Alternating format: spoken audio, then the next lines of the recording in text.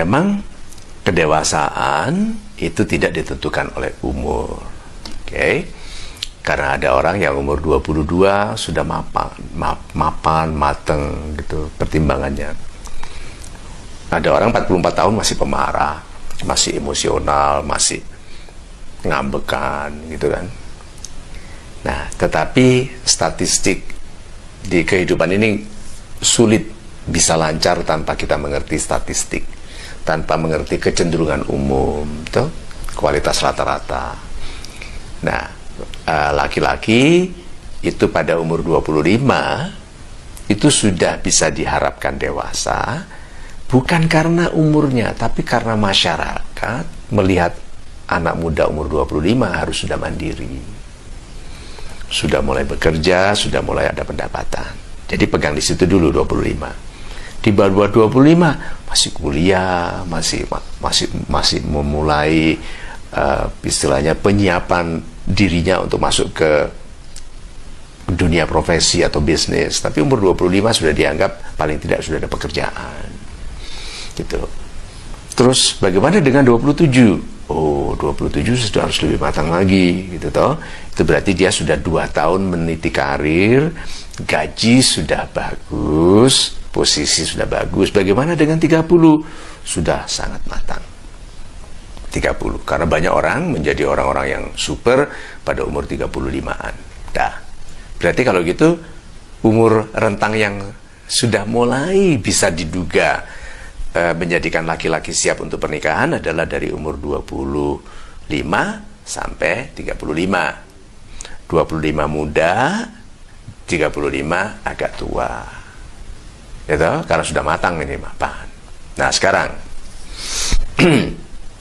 di usia berapa dia boleh menikah? Bahkan di bawah 25 boleh, 70 tahun juga boleh.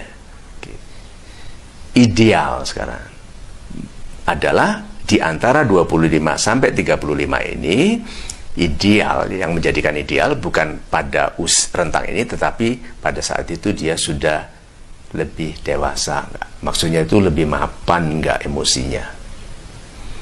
Ada satu orang laki-laki yang istrinya tersiksa sekali dalam pernikahannya, tetapi semua orang mengatakan istrinya yang emosional, pemarah, itu ngambekan, kasar. Dalam satu kesempatan berpapasan dengan anak muda yang di dalam lingkungan keluarga itu, yang juga saya kenal, diceritakan sedang menderita karena istrinya kasar.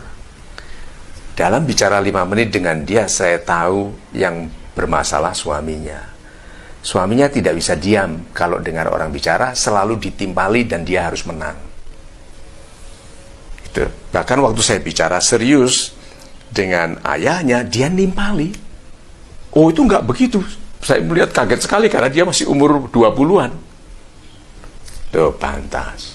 Itu. Jadi seorang yang senior seperti saya, teman bapaknya yang senior, pun dibantahnya tanpa dilibatkan dalam pembicaraan loh. Apalagi istrinya.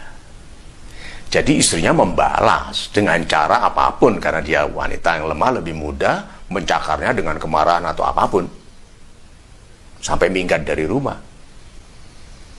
Nah, anak umur 29 tahun ini, kan sudah hampir 35, masih tidak dewasa. Jadi di dalam rentang ini, kemapanan emosionalnya, inteleknya, kalau dia punya kecenderungan untuk selalu mau lebih pintar dari orang lain, pasti gagal dalam pernikahan. Jadi berarti bukan usianya, itu 29. Tapi saya lihat pernah ketemu anak muda umur 24 tahun, sudah doktor. Anggun sekali. Tidak suka bercanda jorok. Orang lain bercanda jorok, dia lihat, nggak ketawa. Anggun sekali. Dia jaga, dia foto dengan wanita saja dia jaga. Tangannya di depan begini, supaya kelihatan tidak ada kemesraan yang disembunyikan atau apapun. Kalau dia menikah, lebih bisa dipastikan istrinya lebih mudah damai. Yang satu lagi umur 37 tahun, setiap ada wanita lewat dia menoleh. Wanita lewat dia menoleh. Umurnya mungkin sudah disebut dewasa, tapi mental tidak. Jadi ideal adalah antara 25 sampai 35, tetapi yang menjadikannya ideal untuk pernikahan yang baik adalah kemapanan emosional, kemapanan intelek, ya, satu lagi apa? Kemapanan finansial.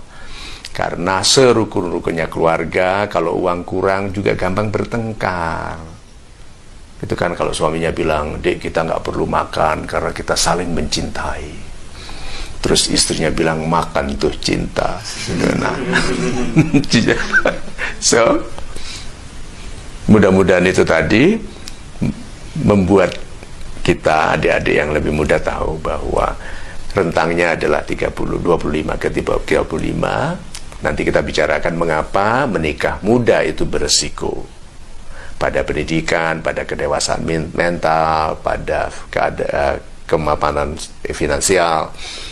Nah, tetapi yang di antara 25-35 ini sudah pas usianya, lalu memulai membangun kualitas yang menjadikannya suami, yang membahagiakan istri, yang menyejahterakan keluarga, dan satu lagi apa? Menghebatkan anak-anak. Menghebatkan anak-anak. Gitu.